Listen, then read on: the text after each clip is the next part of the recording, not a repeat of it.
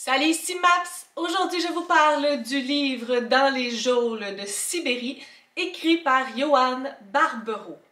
Je lis ce livre dans le cadre des rendez-vous du premier roman, section Hors Canada. Ce livre-là, c'est un peu comme une autofiction. En fait, on suit le personnage de Johan qui a déménagé de la France jusqu'en Russie. En fait, il a rencontré sa femme lorsqu'il habitait en France. Elle venait de Russie. Et puis, après quelques années, ils ont décidé ensemble de déménager en Russie. Il a réussi à avoir un emploi là-bas. Ils ont même eu une petite fille. Et après quelques années, quelque chose d'assez bizarre se passe. Il se fait arrêter, mais en fait, je dis arrêter, mais c'est peut-être même plus comme un kidnapping.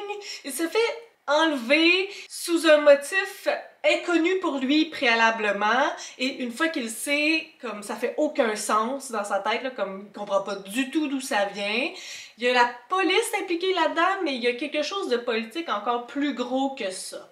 Donc, il est pris, il sait pas pourquoi il est là, il sait pas comment avouer qu'il est non coupable, il sait pas comment se faire entendre, c'est pas un pays avec lequel il est super habitué. Il est comme pris là-dedans.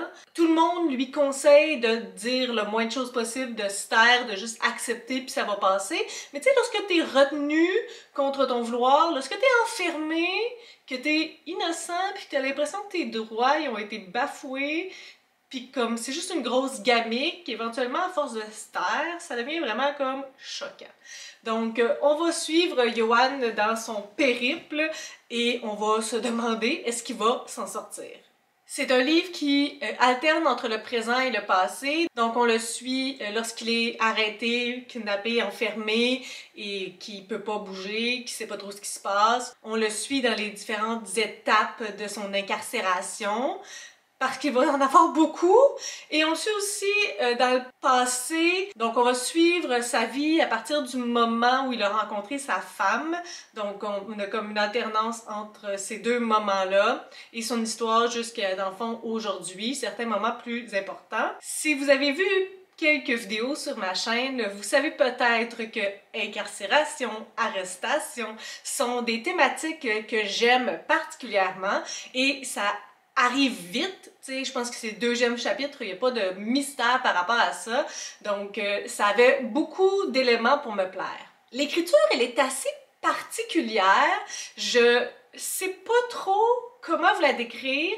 Elle est à la première personne du singulier, parce que c'est comme de l'autofiction, c'est Johan qui nous parle, mais en même temps, j'avais l'impression qu'elle est très distante, même si c'est au jeu. Et dans les moments où il nous racontait sa vie, c'était super intéressant, mais parfois il allait comme dans l'historique de la ville, de l'endroit, beaucoup d'informations historiques, et c'était comme vraiment too much. J'aime vraiment beaucoup apprendre l'histoire d'un peuple, d'une ville, d'un pays, d'un endroit, mais si c'est juste j'ai utilisé le terme dump info, c'est juste comme du garochage d'informations, pour moi ça perd vraiment beaucoup de son attrait. J'avais l'impression de me sentir en histoire de secondaire 4, puis tu me ramasses des dates, puis tu me ramasses des faits, puis comme apprends ça ma chum. Pas grand-chose d'intéressant par rapport à ça. Donc, au départ, j'avais vraiment cette dichotomie-là entre les deux. Lorsqu'il parlait de lui, j'étais dedans, puis lorsqu'il parlait d'informations, de lieux, de descriptions de choses, d'historiques, de dates, de personnages, j'étais comme « Oh, tu me donnes tellement pas de quoi être satisfaite, j'ai tellement pas assez d'informations sur ces personnes-là. » En fait, c'était même beaucoup d'énumération sans me donner un contexte, sans me donner nécessairement c'est quoi le lien, pourquoi tu me racontes ça. Donc ça a fait en sorte que ça a été difficile.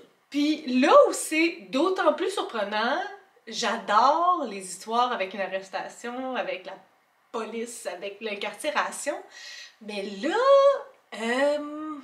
en fait, je pense que la problématique pour moi, par rapport à ça, comme le fait qu'on était distant, c'est aussi parce qu'il y avait beaucoup de politique en lien avec cette arrestation-là. Donc, c'était pas nécessairement basé sur des preuves, trouver des traces, des informations, essayer de prouver sa non-culpabilité. Comme peu importe tout ça, ça changeait rien, qu'il y avait comme pas de pouvoir en lien avec son incarcération. Il y avait comme une gamique vraiment plus forte, comme un côté politique très important. Et la politique, pour moi, ça a besoin d'être ultra simplifié, surtout dans un pays que je connais pas.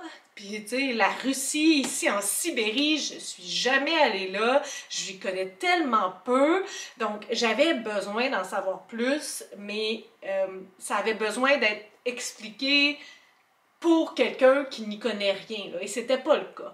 Donc j'étais juste comme complètement prise, puis j'étais comme, oh mon Dieu, là, il va rester là comme toute sa vie, là, comme ça.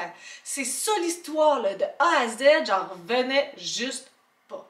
C'est pour ça qu'au fur et à mesure du livre, il y a comme pas d'issue, ce qui est un peu probablement ce qu'on veut nous faire vivre et nous faire comprendre, que lui aussi à un moment donné, il en avait comme ras-le-bol de juste être passif et d'attendre, mais ça faisait en sorte que pour moi, mon intérêt diminuait beaucoup aussi au fur et à mesure que je lisais, parce que je me disais, ben comme ça marchera pas, fait que comme je fais juste continuer à lire pour découvrir qu'il est pris, là, comme peu importe, c'est trop haut pour lui, c'est trop de pouvoir, c'est un peu comme pas de sa faute non plus, c'est un cas de figure, donc j'ai vraiment eu de la misère à le terminer.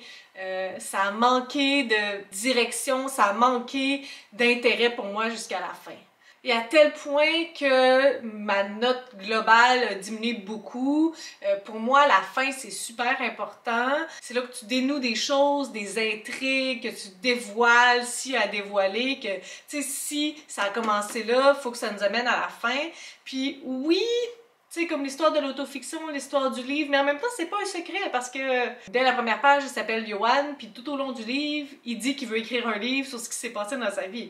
Fait comme c'est pas un secret, à la fin, que comme il nous fait croire que ça, ou c'est ça que c'est, là, que ça, c'est le livre qu'il a écrit sur ce qui s'est vraiment passé, ça manquait un peu de pimante pour moi, là. Ça manquait de sparkle, de feu d'artifice, d'étoiles, de magie, pour que ça me tienne en haleine jusqu'à la fin. Donc, malheureusement, ça n'a pas été un succès pour moi. Sur ce, c'est des suggestions, des critiques, des commentaires, n'hésitez pas à le faire en dessous de ma vidéo. Je publie des vidéos assez fréquemment dans une semaine. Si vous avez aimé cette vidéo, n'hésitez pas à mettre un petit pouce et à vous inscrire à ma chaîne. Et sur ce, je vous souhaite de bonnes lectures.